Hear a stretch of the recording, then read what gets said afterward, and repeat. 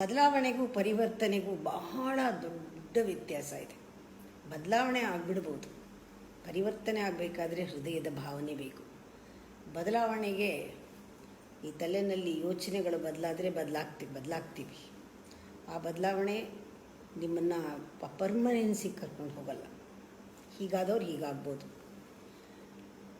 ಆಯ್ಕೆ ಇಲ್ಲ.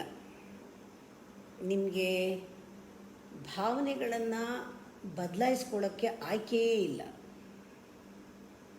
ವೇಷ ಬದಲಾಯಿಸ್ಬೋದು, ಗುರುಗಳನ್ನ ಬದಲಾಯಿಸ್ಬೋದು,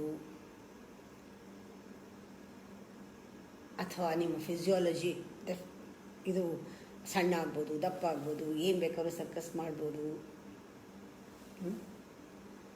ಆದರೆ ಎನಿ ಟೆಕ್ನಿಕ್ಸ್ ಯೂಸ್ ಮಾಡಿ ಬುದ್ಧಿನ ಬದಲಾಯಿಸ್ಕೋಬೋದು.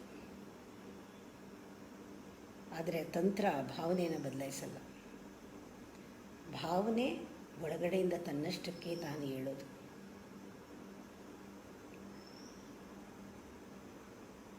ಆ ಭಾವನೆ ಬಂದಾಗ ಅಲ್ಲೊಂದು ಸಂಕಲ್ಪದ ಜೊತೆಗೆ ಬರುತ್ತೆ, ಭಕ್ತಿ ಇರುತ್ತೆ, ಅದು ಆ್ಯಕ್ಷನ್ಗೆ ಬಂದ್ಬಿಡುತ್ತೆ. ಅದು ಪರಿವರ್ತನೆ, ನಮ್ಮನ್ನು ಪರಿವರ್ತನೆ ಮಾಡುತ್ತದು. ಆಮೇಲೆ ಅಂತಹ ಆ್ಯಕ್ಷನ್ನು ಕೂಡ ಪರಮಾತ್ಮನಿಗೆ ತಲುಪುತ್ತೆ. ನಿಮ್ಮನ್ನು ಟ್ರಾನ್ಸ್ಫರ್ ಮಾಡೋದ್ರ ಜೊತೆಗೆ ಅದು ಟ್ರಾನ್ಸ್ಫರ್ ಆಗುತ್ತೆ ಪರಮಾತ್ಮನಿಗೆ.